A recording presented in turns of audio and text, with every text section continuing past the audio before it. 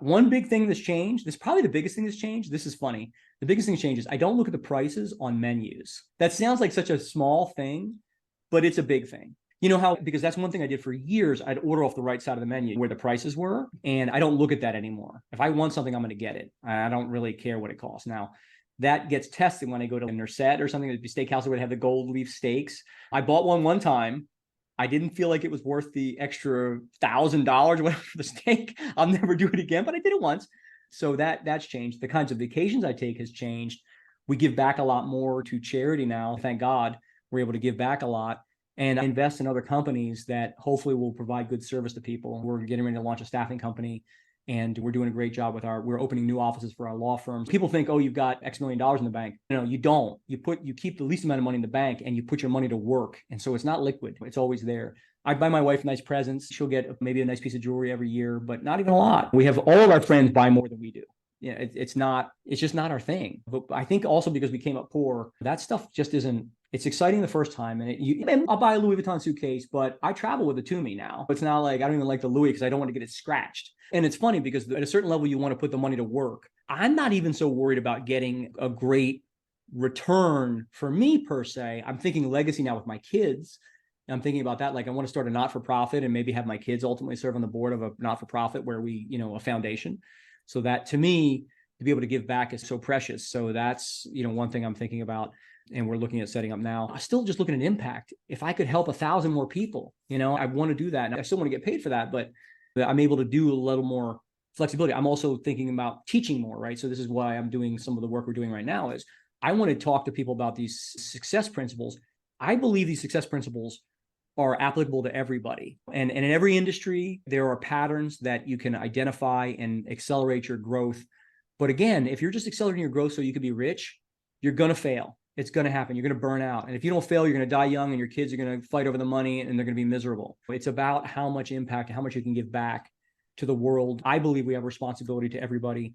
I start with the people I'm in a relationship with and have a lot of charities I'm connected with. That's so important that we give back. Because I look back when I was the kid, nobody was ever reaching out, hey, Greg, there's a better path for you. Nobody did that.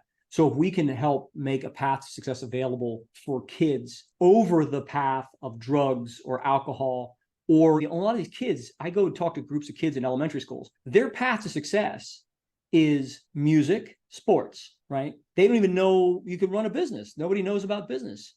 So I come in and I say, hey, listen, LeBron James is my neighbor, right? Drake was looking at the condo above mine. I'm just a lawyer.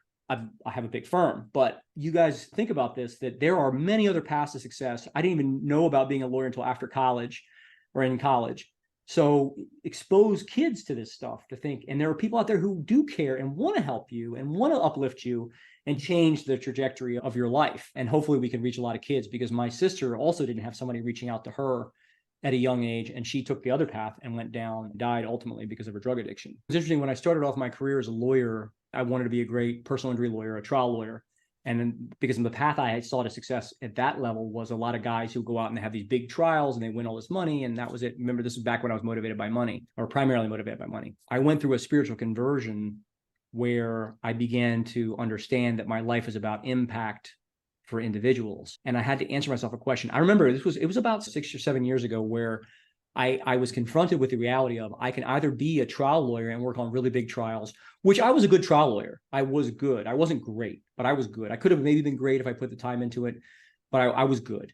But I was aligned with my wife, who was great at marketing. And I had to answer the question, am I going to be a trial lawyer or am I going to run a firm?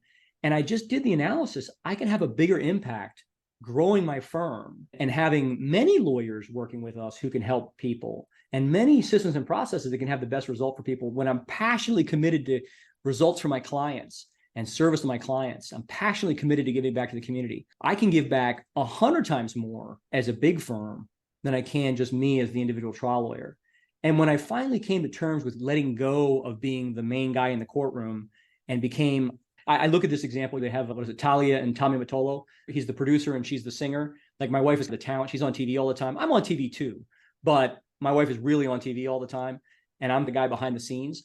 And I saw that example and I was like, they're such a powerful couple, because he's the producer and he's actually having a huge impact. She's the talent. Everybody knows her. They know him because of her, really. And I thought to myself, you know what? I'm okay being the guy who's in the office, who's making the tough calls, who's pushing and driving things. And if I do that, I can have maybe 20 people who are amazing trial lawyers who have this impact. And I can give them the support they need to go on to be the best trial lawyers they can be. And we can get them all cases and we can have a huge impact.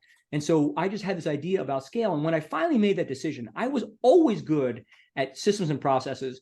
And I should have been an industrial engineer, actually. I was always good at this. I was always good at seeing scale and patterns. I see patterns everywhere. I go into a business. When I go to a restaurant and I have a good service from a waiter, I ask them, what's your training program? And how were you trained? And how are you recruited to this job? And I go to hotels and I ask the same kind of questions. I always am looking for the patterns. What's the pattern? What's the pattern? What's the pattern here? For great client service and great results. I say probably 5 or 6 years ago, we continued our really radical growth trajectory. And I put all my energy into, I hired somebody to do the trial stuff.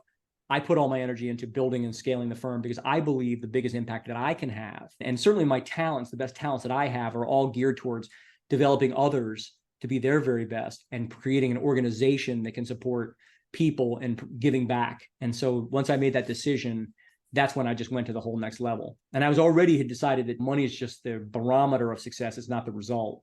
I was already on the way, but this was the final decision. I made a very clear decision a few years ago that this is what I was going to do with the rest of my life. And I've been very happy since then. Hey, so if you like today's video, share, like, and subscribe.